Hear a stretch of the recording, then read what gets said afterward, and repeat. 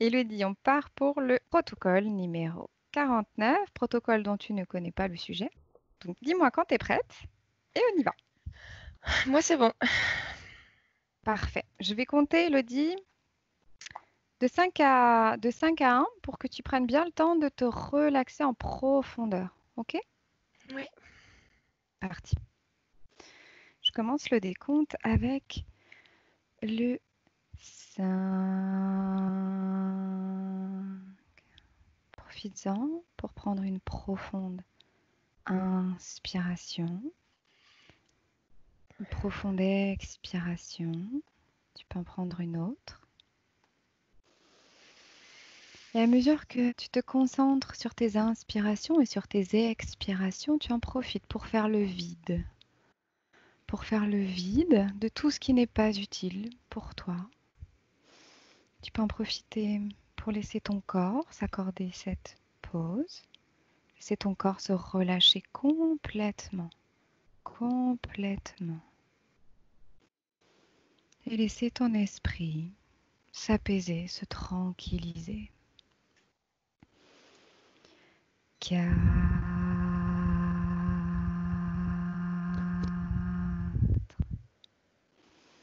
Continue de laisser ton corps se relâcher, de le laisser devenir naturellement plus lourd. Et à mesure qu'il devient plus lourd, laisse la relaxation, le relâchement du corps s'installer en profondeur. À chaque palier, un peu plus profondément. Profites-en pour te concentrer sur tes énergies à l'intérieur de ton corps énergétique, de ta sphère énergétique. Laisse-les circuler librement. 3.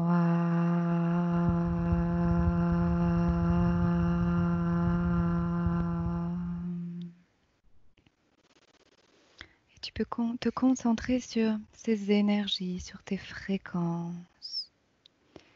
Les visualiser à l'intérieur de ta sphère, de ton espace à toi et uniquement à toi. Laisser tes énergies circuler complètement et toutes les énergies qui te plaisent, dans lesquelles tu aimes te sentir, laisse-les circuler pleinement. 2.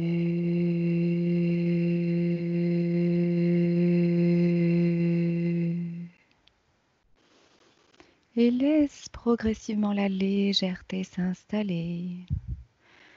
La légèreté, la tranquillité, l'apaisement. Toutes les émotions dans lesquelles tu aimes te sentir.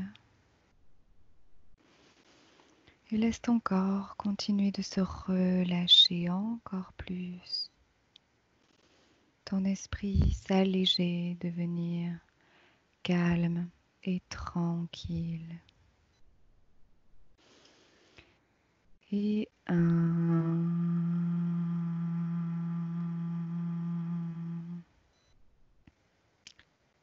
Comment ça va, Elodie? Ça va bien. Ça va bien? Oui. Ok. Elodie, je vais compter de 1 à 3 et tu vas te mettre en contact avec l'âme de Nostradamus, pseudonyme de Michel de Notre-Dame, né dans une riche famille bourgeoise d'origine juive à Saint-Denis de Provence le 14 décembre 1503.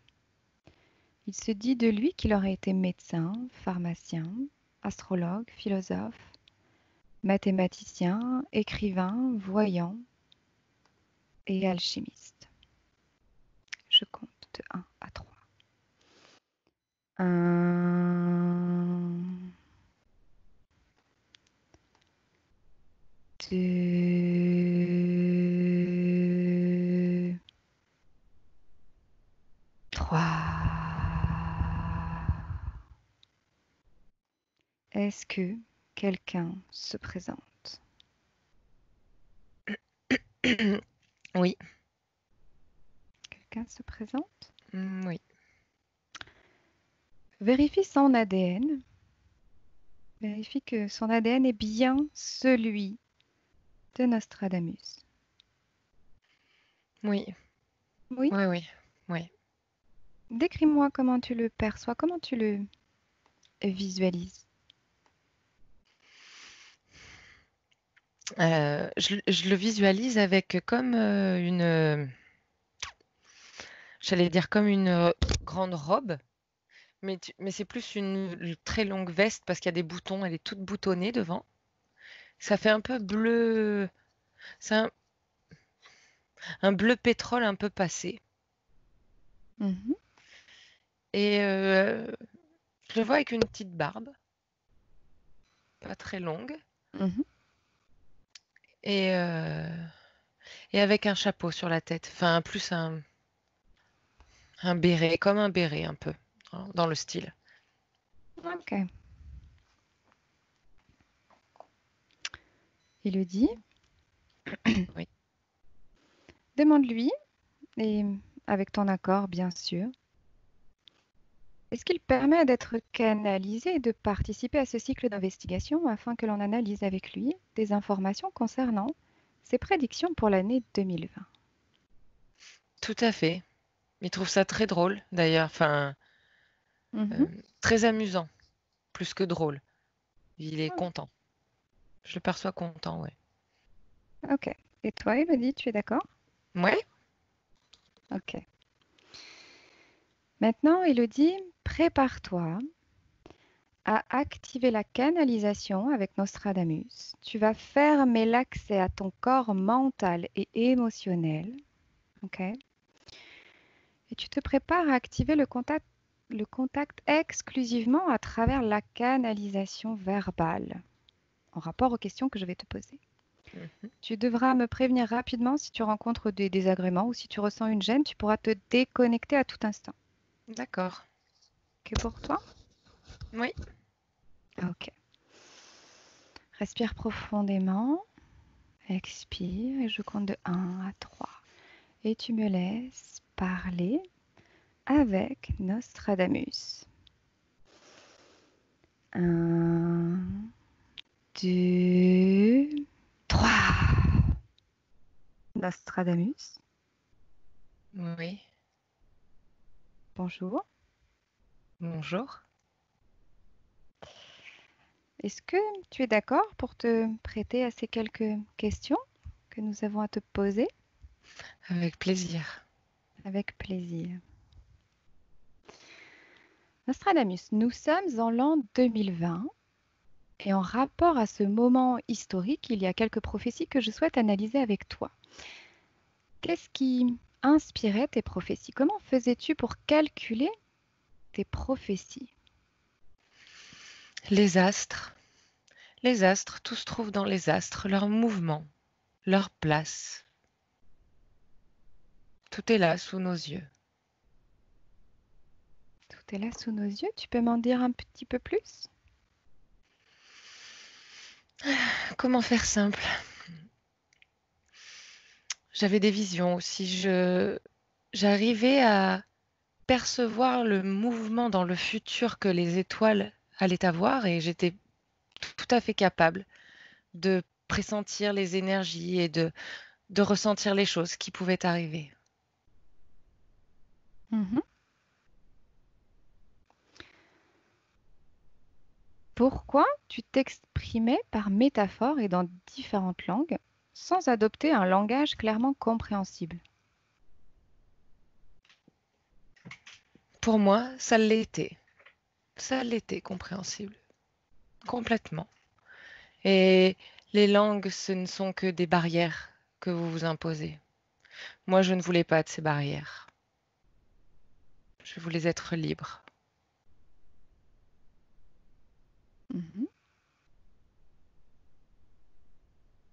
Je vais te lire une petite phrase. La grande peste de la ville maritime ne cessera pas tant que la mort du bon sang ne sera pas vengée. L'interprétation est-elle correcte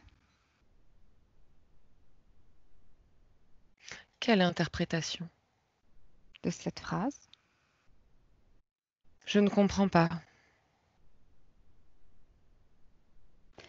La grande peste de la ville maritime ne cessera pas tant que la mort du bon sang ne sera pas vengée. Il y a une interprétation dans cette phrase. Tout est dit, Tout est dit? Tout est correct? bien sûr. C'était correct comme je le voyais, comme je pouvais le pressentir. C'est Après, il est fort probable que dans la réalité, il y ait eu des...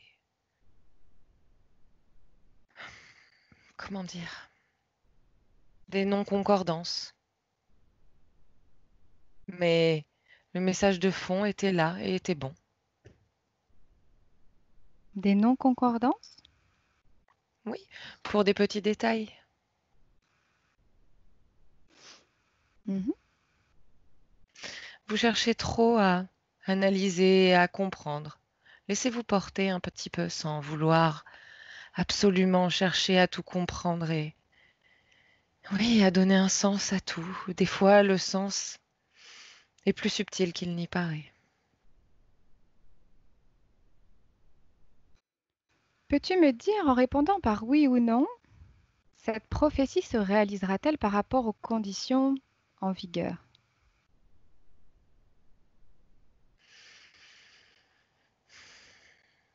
Je n'en suis plus certain aujourd'hui. Mhm. Il y a des choses que je n'avais pas prévues.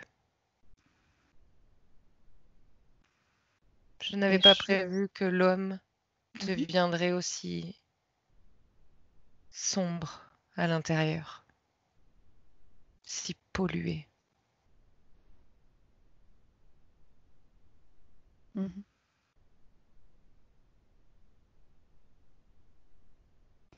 Et si ça ne se réalise pas, qu'est-ce qu'il se passera potentiellement? Potentiellement, ce sera pire, ou potentiellement, il n'y aura rien. Mhm. Nous verrons les eaux monter et la terre s'effondrer. L'interprétation est-elle correcte? Oui, Cette tout à fait. prophétie se réalisera-t-elle par rapport aux conditions en vigueur? Oui ou non? Je dirais plutôt oui. Mhm. Et de quelle façon? Qu'est-ce qu'il se passe ou se passera? Je pense que cela viendra de la mer. Oui. La mer, quelque chose sous la mer, le sol de la mer va s'ouvrir et il en jaillira des torrents de feu. Et tout cela créera une vague gigantesque qui s'abattra sur la terre.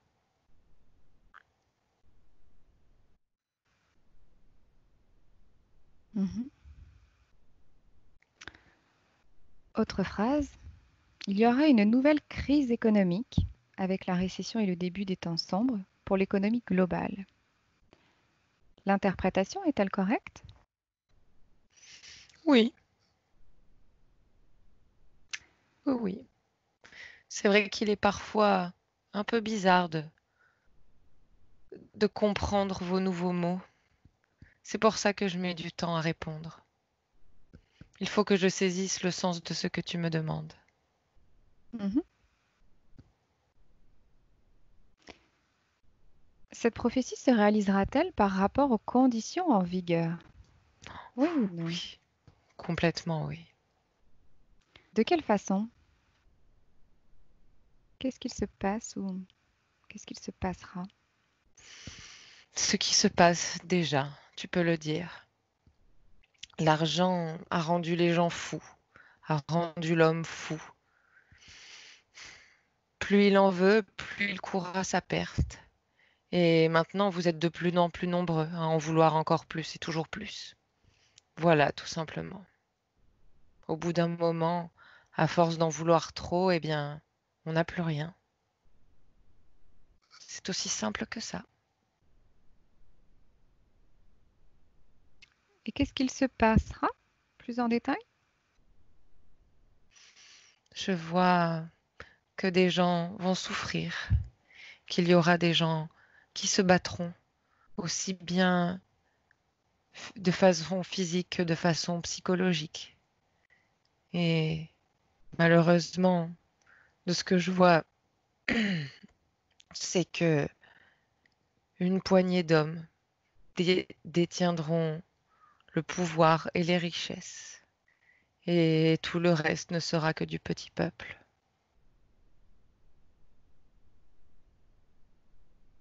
Mhm. Dans la cité de Dieu, il y aura un grand tonnerre. Deux frères seront déchirés par le chaos. Le grand leader succombera. La troisième grande guerre commencera lorsque la grande ville brûlera. L'interprétation est-elle correcte? Oui, Cette prophétie se réalisera-t-elle par rapport aux conditions en vigueur? Oui ou non? malheureusement oui. Et c'est déjà en route. De quelle façon? Qu'est-ce qu'il se passe ou se passera? Ce qui se passe, c'est ce qu'il se passe au Vatican, là où ils ont tout sali et où ils continuent encore de tout salir.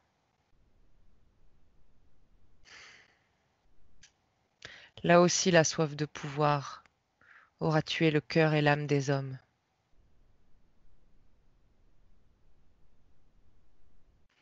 Ce qu'il se passera, il y aura effectivement une guerre au nom de Dieu, une guerre sainte, soi-disant,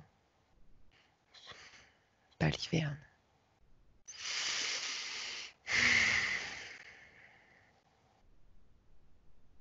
Mhm. J'ai une autre question pour toi. Je t'écoute. L'Antéchrist est nommé dans les quatrains. Qui est le troisième Antéchrist?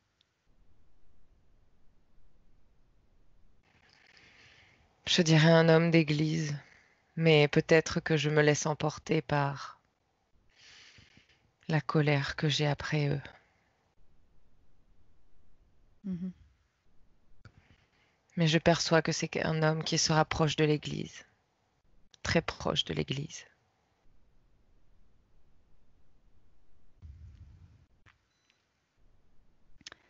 Le président russe sera trahi et tué par une personne très proche de lui, tandis que le président américain sera touché par une mystérieuse maladie et perdra un membre de sa famille dans un accident de voiture. L'interprétation est-elle correcte? Elle est correcte, mais pareil, l'interprétation peut être différente. Mhm. Cette prophétie se réalisera-t-elle par rapport aux conditions en vigueur? Oui En ou non? Ou en partie. partie. En partie, la partie sur le président russe est vraie et sera vraie, car il est déjà en train de se faire trahir, mais il ne le sait pas, tellement sûr de lui. Pour ce qu'il en est du président des États-Unis d'Amérique, je le vois effectivement touché par la maladie. Et effectivement, il perdra quelqu'un, mais peut-être pas dans un accident de voiture. Cela peut être n'importe quel accident. Mhm. Peux-tu m'en dire plus sur ce qu'il se passera Pour qui? Pour lequel? Pour les deux? pour la suite? Pour la suite, j'ai envie de te dire que ce ne sera pas pire que ça ne l'est maintenant.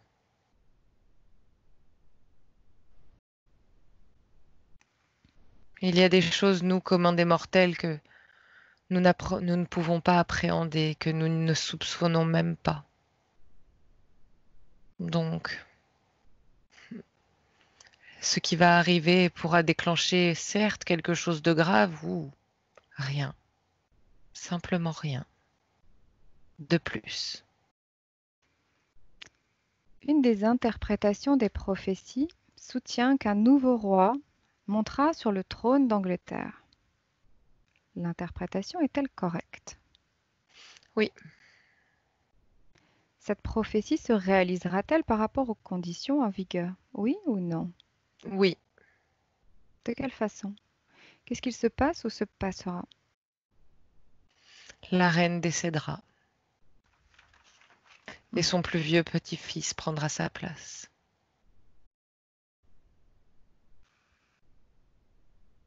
Mhm. Tout simplement. Toujours selon les interprétations des quatrains, à partir de 2020, les êtres humains pourraient commencer à coloniser la Lune. L'interprétation est-elle correcte? Oui, Cette prophétie se réalisera-t-elle par rapport aux conditions en vigueur? Oui ou non? oui, mais pas tout de suite. Pas tout de suite. Et de quelle façon? Qu'est-ce qui se passe ou se passera? Quand?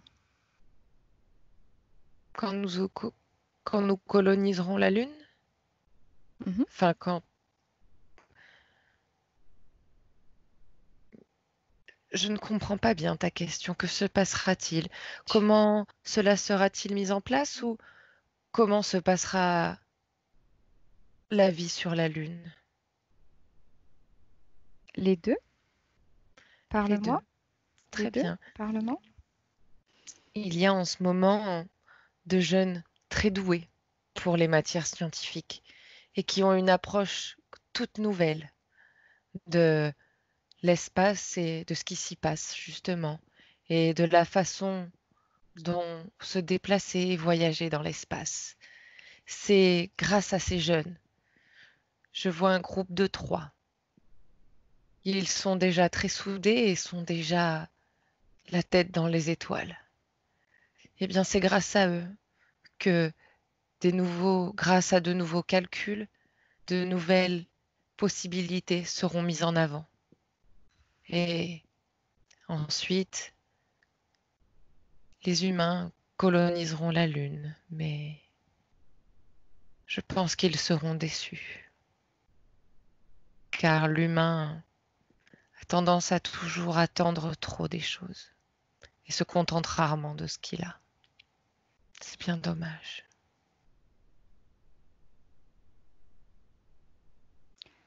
Le pape François mourra et il sera suivi d'un jeune pontife qui apportera le désordre dans l'Église et dans la ville de Rome, qui finira par être détruite.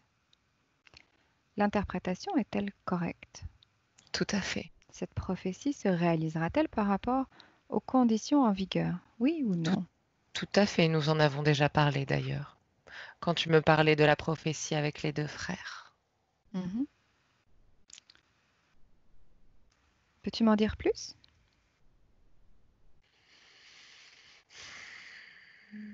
Je crains que ce jeune pontife dont tu parles soit le nouvel antéchrist. Ou tout du moins, il en est proche, très proche. Mhm. Oui.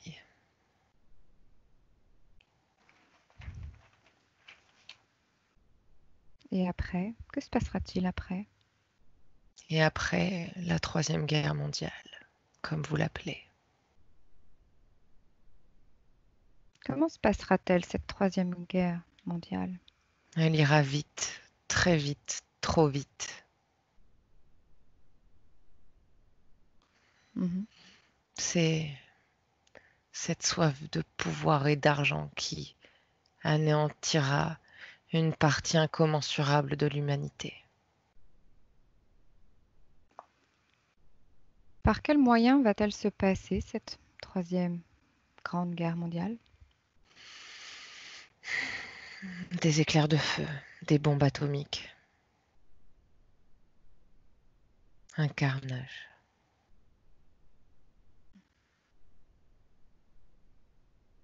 Mhm.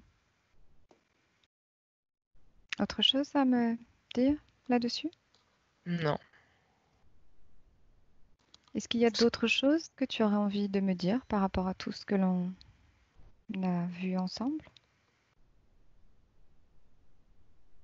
Je souhaiterais dire aux gens qui auraient envie de me lire que la propre façon dont ils liront les mots et la façon dont ils les percevront est unique.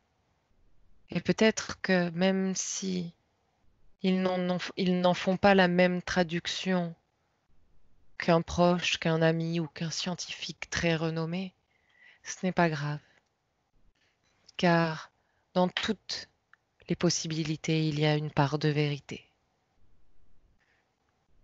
Et ce que je voudrais dire aussi, c'est que l'homme doit apprendre à se satisfaire de ce qu'il a et de ne pas croire que l'argent donne le pouvoir. Tout ceci n'est qu'une illusion.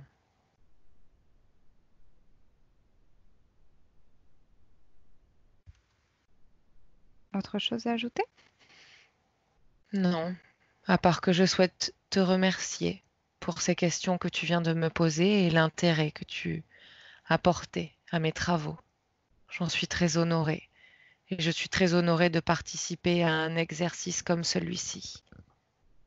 Car si on m'avait dit qu'un jour je pourrais parler dans mon futur, je crois que je n'y aurais pas cru. Alors merci d'avoir rendu ça possible. Merci à toi. Tu peux rester avec nous? On va continuer sur d'autres questions, mais j'ai besoin de discuter un petit peu avec Elodie. Très bien. Je resterai là, mais simplement pour écouter. Bien. Merci. Merci à toi. Elodie, Oui. déconnecte-toi. Déconnecte-toi. Reviens à toi. Uniquement à toi. Ça va, Elodie? Oui, très bien. Déconnecté? Oui, Bien déconnecté? oui, Comment tu te sens? bien, bien, bien, Beso- très bien. Très bien. Oui. Besoin de reprendre un petit moment pour tes fréquences ou ça va? Ah non, ça va. Ça va. Ça va Ok. très bien. Ok. Bien. Quelque chose à dire, toi, Elodie, par rapport à cette canalisation que tu viens de faire? Mais c'était très intéressant parce que j'ai vraiment senti que, ouais, c'était pas le même débit de parole, c'était pas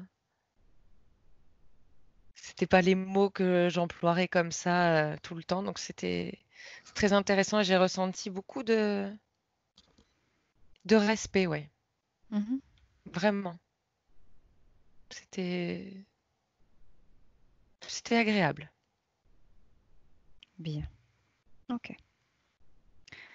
Elodie, j'ai une question. Est-ce qu'il y a quelque chose que tu as envie d'aborder concernant les questions qu'on a, qu'on a étudiées ensemble? Non, là comme ça, non. De ce qui me vient, non. Ok. J'ai une question. Peux-tu demander, peux-tu demander à Nostradamus qu'est-ce qui va se passer lorsque le sol de la mer va s'ouvrir? Une éruption volcanique. Éruption volcanique. Mm. Mais tu sais, je vois la faille. C'est pas un petit volcan, hein. C'est vraiment quand ça va péter là où ça va péter, ça va être sur des milliers de kilomètres, hein. C'est impressionnant. Ça va péter où quand tu dis ça? Je vois l'océan Atlantique. Là, c'est lui qui te fait voir? C'est lui qui te parle? Non, c'est pas lui. Non, non, c'est moi qui vois. Tu veux Parce que bien me lui, rapporter ces mots? Juste en télépathie. donc c'est bien une éruption volcanique et la faille en fait sera très très longue, en plein milieu de l'océan Atlantique. Mhm. En plein milieu de l'océan Atlantique. Et même, tu vois, je vois parce que je vois par rapport au calcul qu'il a fait, Mhm. elle est pas droite comme ça, elle est un peu comme ça. Je sais pas si tu vois, je suis Je pas. vois, je vois, je Voilà, vois. elle est de biais. Elle est de biais. Ok. Mm. Parce que Mhm. ça correspondra à l'alignement d'une certaine constellation à ce moment-là. Justement, de quelle constellation? Qu'est-ce qui va faire qu'il va y avoir cette éruption volcanique?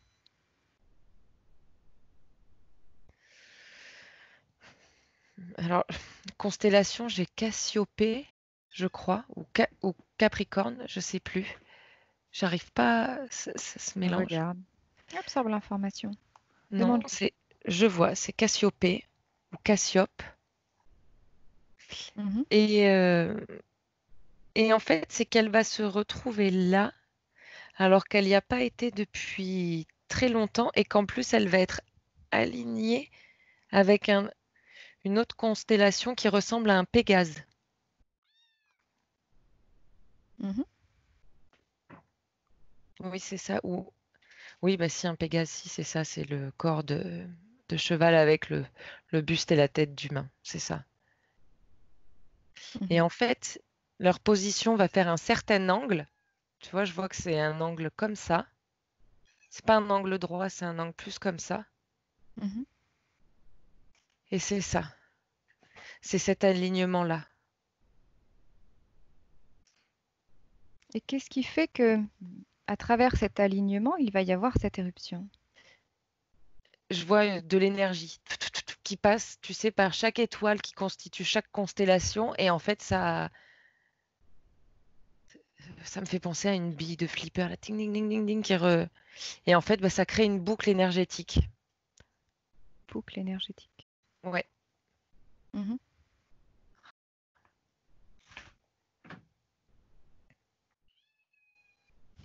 Ça va, Elodie? oui. Ok. Et tu peux regarder qu'est-ce qui va se passer avec cette. Donc, il y a cette. Quelle, quelle époque? À quelle époque tu vois ça? À quelle époque? Comme ça, tout de suite, j'ai 2150. 2150. Mais je sais pas si c'est en 2150 ou dans 2150 ans. Ok, ne réfléchis pas. Dis-moi ce qui vient comme ça. Bah, 2150. Ok. Et comment tu vois les gens? Comment tu vois la population à cette époque? Regarde-les. Ouais, c'est pas tout de suite, hein, parce qu'on n'a pas, c'est pas la même, c'est pas les mêmes vêtements du tout. Et je les ressens robotisés. Alors c'est dans leur façon d'agir. Mhm. Je vois vraiment comme des uniformes et des personnes plus, comment dire, plus dociles. J'aime pas le terme, mais Mhm. c'est ce qui me vient. Donc Tous? non, Un pourcentage? il y a 25% de la population qui sera vraiment. Tu vois, le mot qui allait sortir là, c'est asservi. 25% asservis? Et les Ouais. autres? Ben, ce que je perçois, ce que je vois, c'est qu'il y a comme, on va dire, une résistance. Mhm. Et après, ben, il y aura les entre-deux, comme ben, ça arrive souvent, les extrêmes.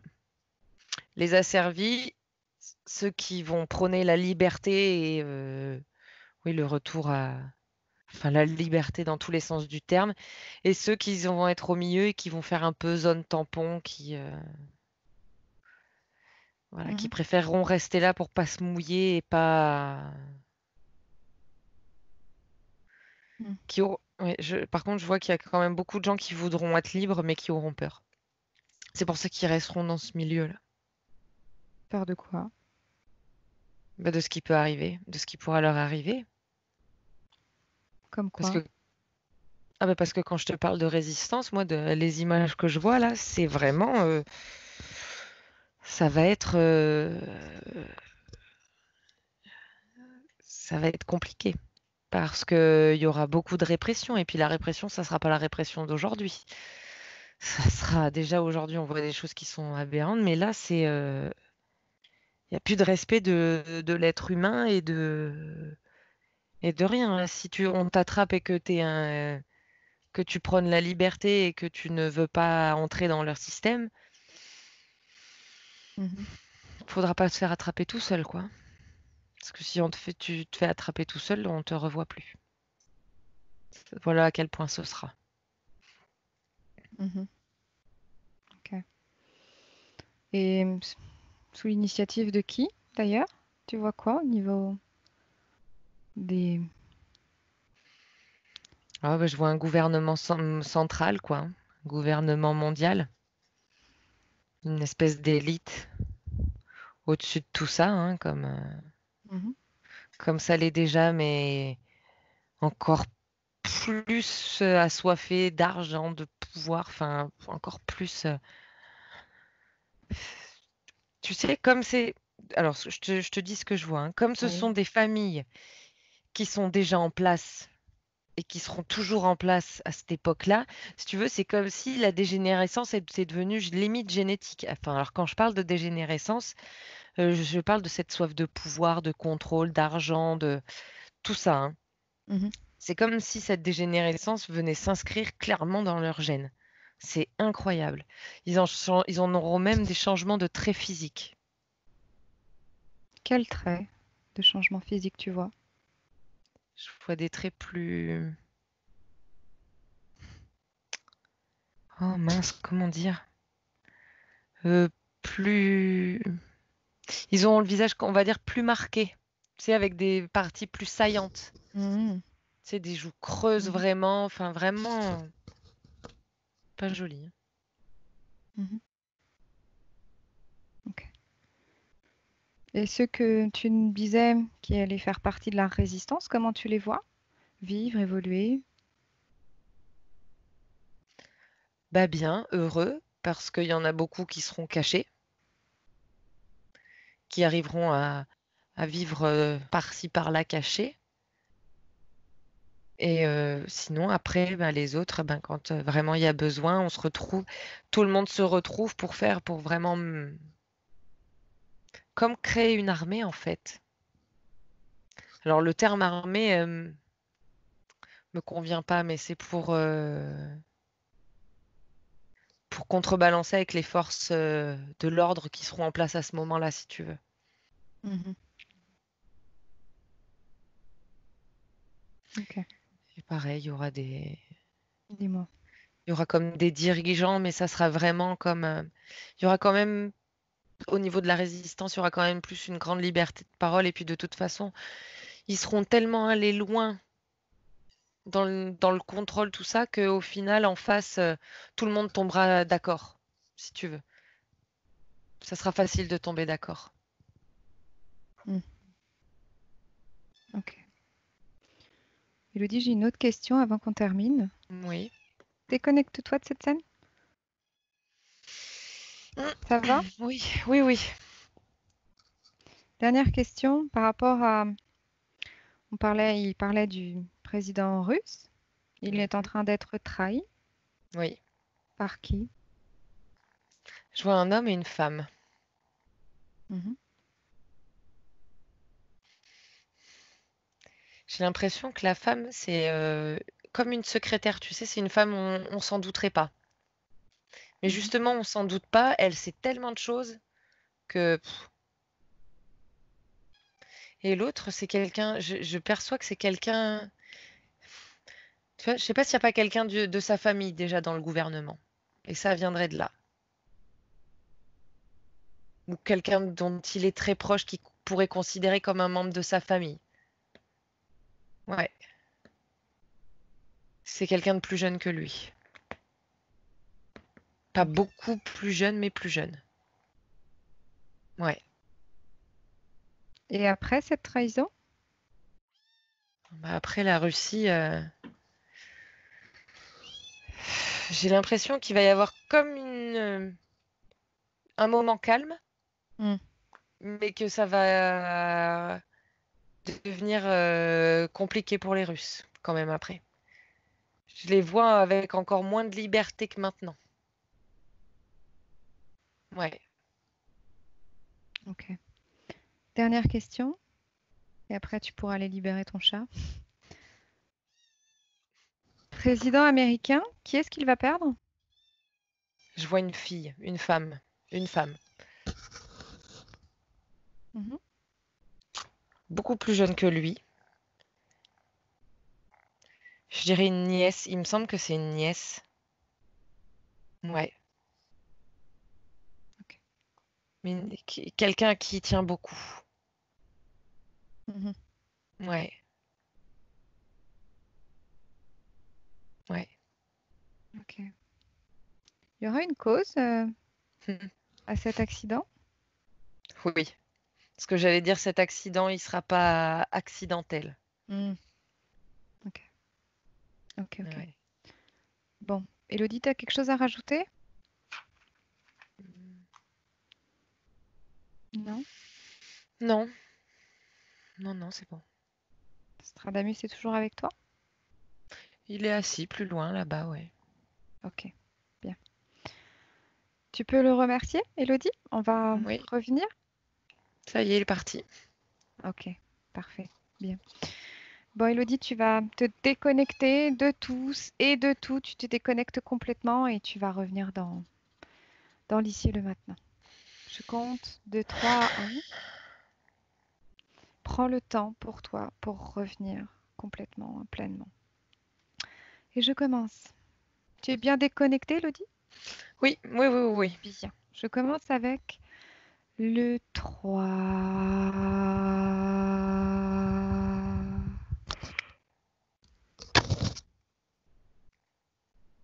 Reviens tranquillement. Prends le temps de revenir. Reconnecte-toi avec tes ressentis physiques de plus en plus tranquillement, de plus en plus facilement. Et prends le temps pour te recentrer au niveau énergétique. Te recentrer pour toi dans ta sphère énergétique. Dans ta sphère énergétique propre, dans tes énergies propres.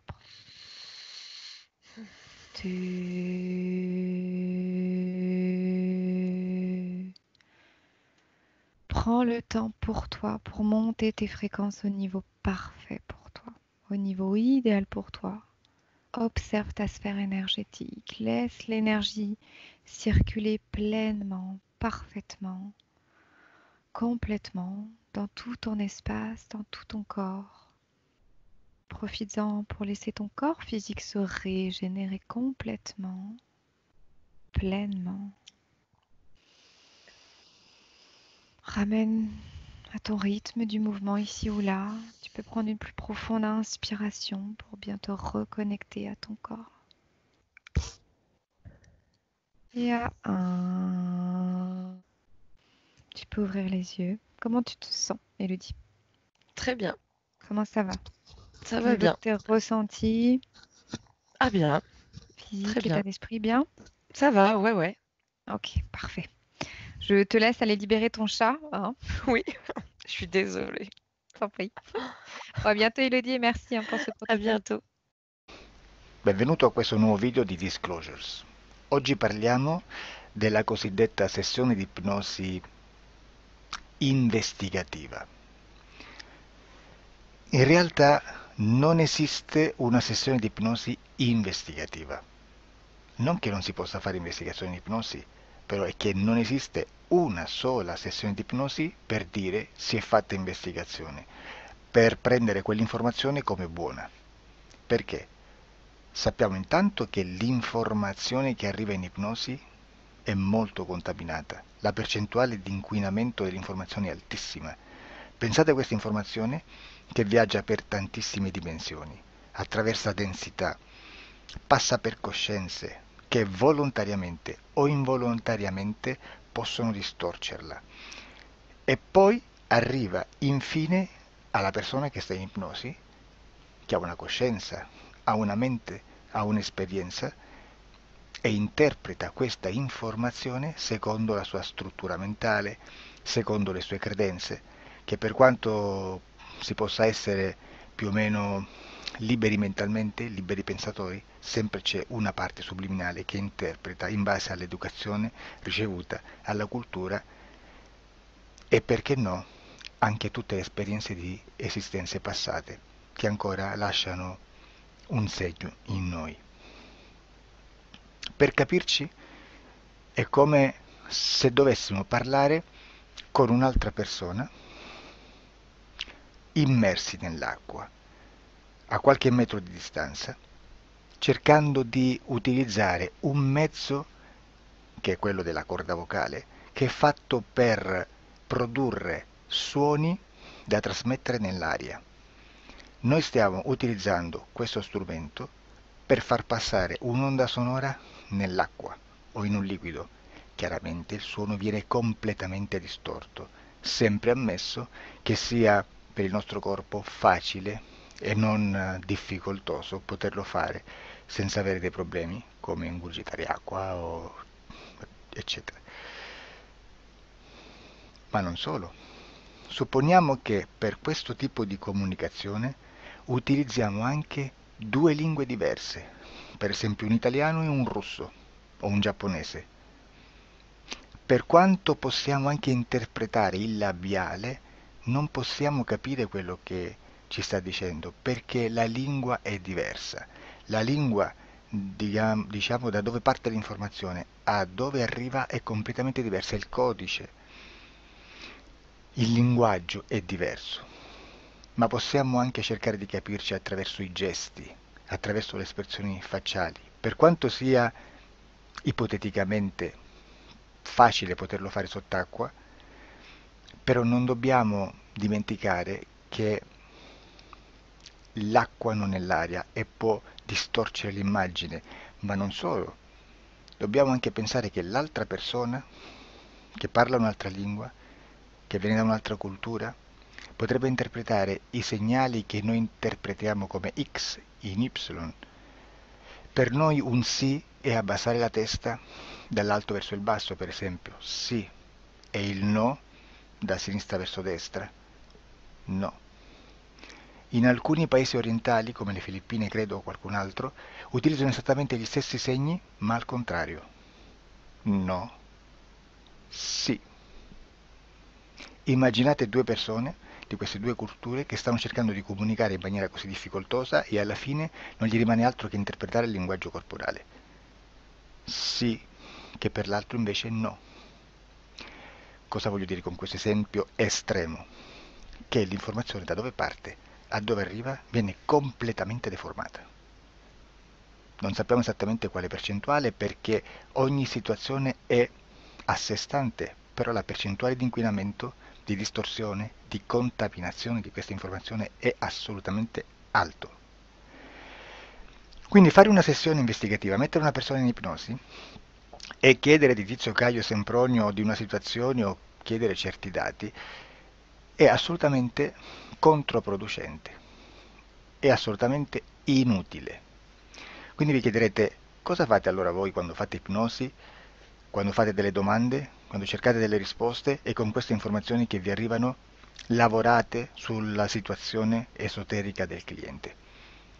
Beh, non facciamo altro che recuperare questa informazione solamente per arrivare al problema del cliente e poi lavorarci.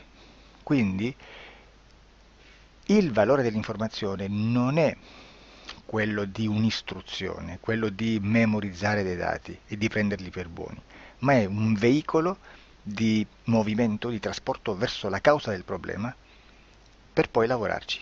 Quindi lo scopo di questo tipo di informazione che si prende dalla singola sessione è completamente un altro.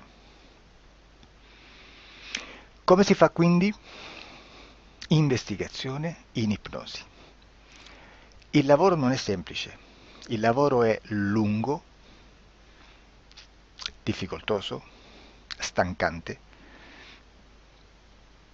È necessario farlo anche in squadra perché bisogna moltiplicare il numero di sessioni da fare e una sola persona potrebbe farlo soltanto in un tempo estremamente largo.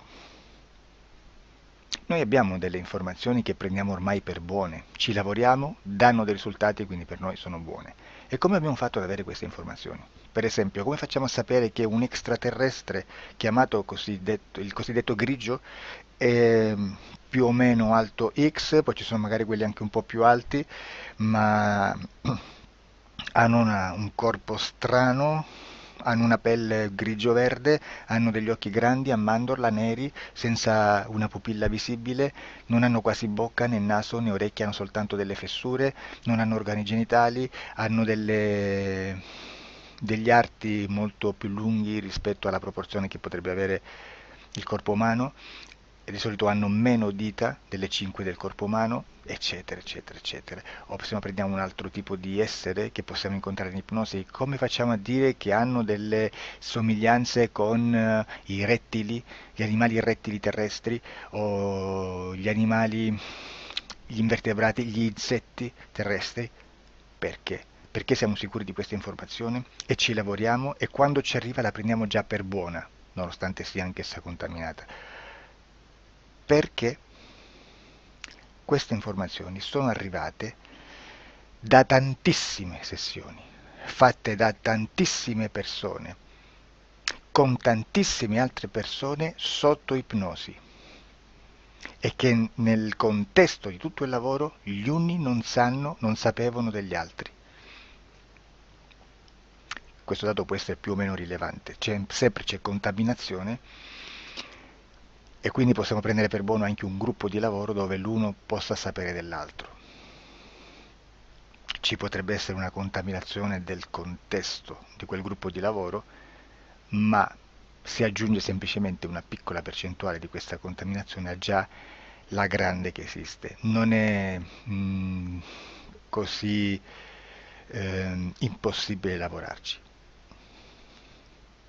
Da tutte queste sessioni, da questo grande numero di sessioni, migliaia, diciamo migliaia, noi prendiamo solamente quell'informazione che è uguale a tutte, che è in comune a tutte, o a quasi, perché magari qualcuna ci potrebbe essere niente in comune per una fortissima contaminazione, perché no? Ma dobbiamo prendere una stragrande maggioranza, proporzionalmente abnorme rispetto a quello che potrebbe essere un minimo di scartabile, e lì possiamo prendere per buona questa informazione. Quindi se noi su 10.000 persone diverse, con operatori anche diversi, in cui in ogni sessione vediamo un essere che più o meno ha le stesse caratteristiche del grigio o dell'insettoide, a forma di mantide religiosa, o il rettile a forma di lucertola, per esempio, di serpente o di quello che sia, o se vediamo il pianeta Marte più o meno di colore rosso, o se vediamo dei sotterranei eterici, non fisici, nel sottosuolo terrestre, soprattutto sotto le grandi città, dove c'è concentrato molto potere, molta energia di questo tipo, e chi più ne ha chi più ne metta.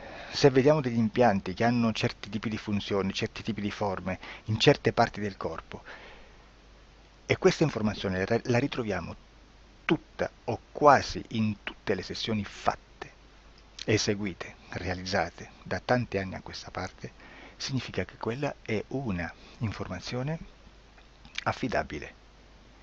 E vi posso garantire che stiamo parlando di una percentuale bassissima. Su un 100% staremo, credo, forse più in basso di un 2-3%.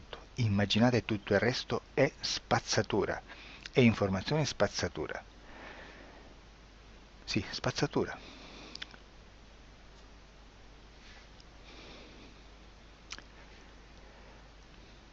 C'è anche un'altra cosa da dire.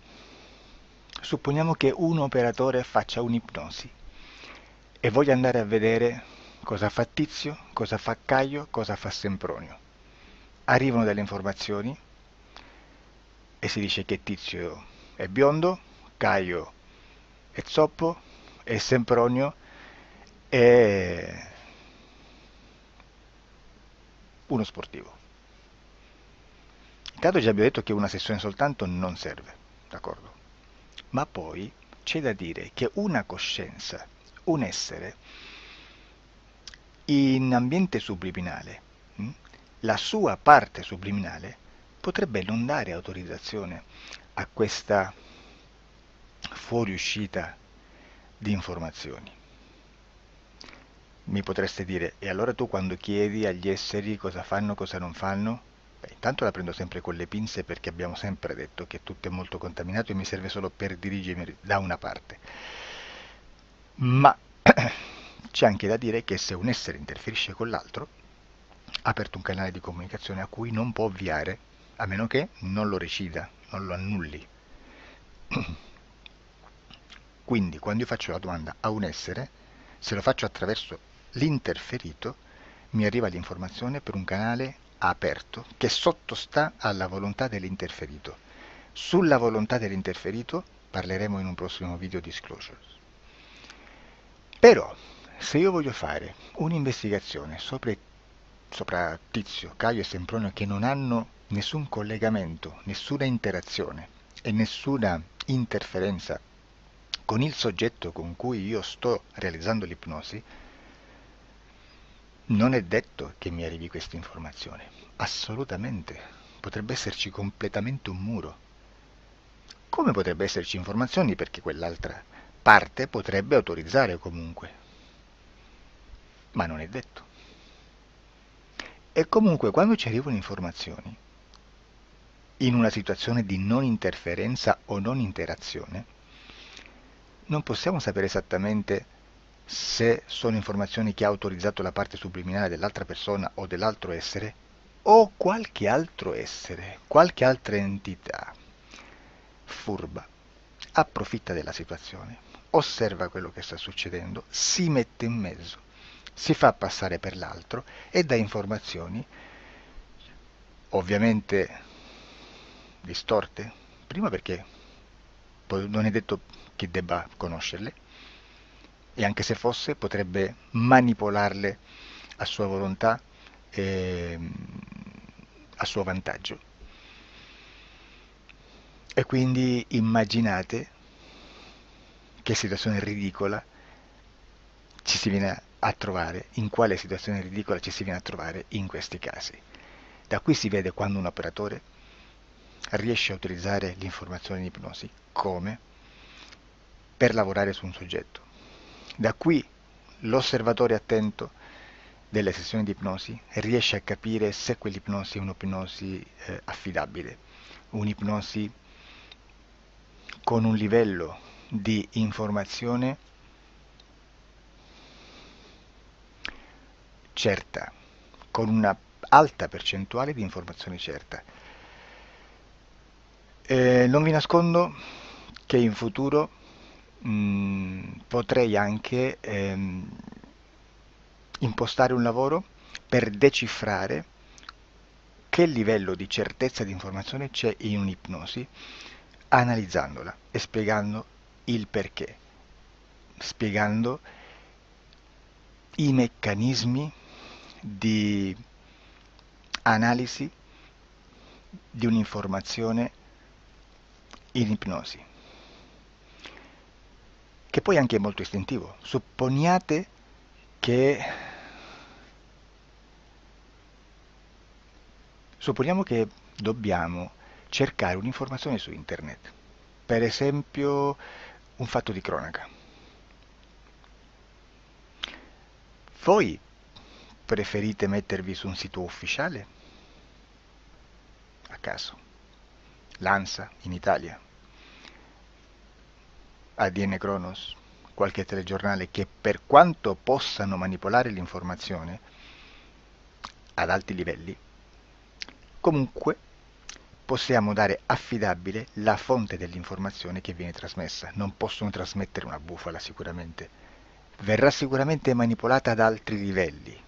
Ne parleremo in altri video, ma a livello base la fonte è certa. Sicuramente non andrete a cercare questa informazione sul primo sito, il primo blog che vi passa davanti e magari ha 4 followers. Perché? Perché non vi dà nessuna garanzia della certezza della fonte. Non c'è un controllo né nella struttura interna di questa agenzia di informazione e né dal grande pubblico che per la quantità di persone che attingono quell'informazione si può dedurre se l'informazione è certa o meno, perché è un'informazione che passa in un pubblico così vasto che se ci dovesse essere una distorsione con la realtà è molto probabile che venga fuori. Credo che abbia detto quasi tutto sulle sessioni investigative. Prima di chiudere aggiungo che proprio per questo stiamo conducendo dei cicli di investigazione in ipnosi regressiva che comprendono tante sessioni con persone diverse, con una buona o eccellente suscettibilità ipnotica, sicuramente, per poter indagare su spazi ristretti su alcuni temi. Perché dico spazi ristretti? Perché se andiamo a prendere eventi grandi nel tempo, nello spazio, storici, parlare di qualcosa di molto generico implica una quantità di sessioni abnorme. Immaginate se dovessimo fare una sessione investigativa sui buchi neri, quanta informazione ci sarebbe e quante informazioni da filtrare. Sarebbe quasi impossibile farlo in questa maniera. Ma se noi riduciamo lo spazio di investigazione, se noi prendiamo per esempio,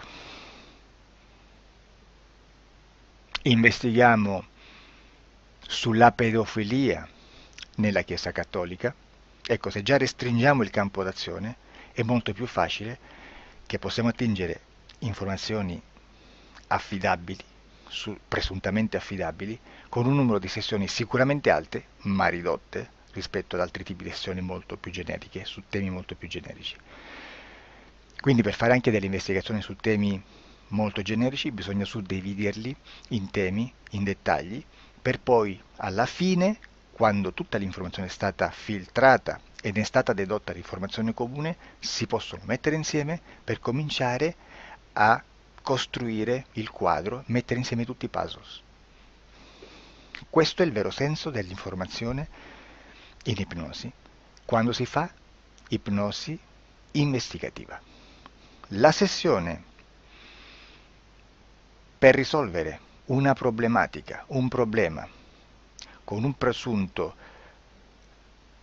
una presunta origine esoterica di un cliente, di una persona, è un'altra cosa, sono altri metodi, altre tecniche e l'informazione si usa in un'altra maniera, ha un altro scopo. Grazie, ci vediamo al prossimo video. Disclosure. Ciao.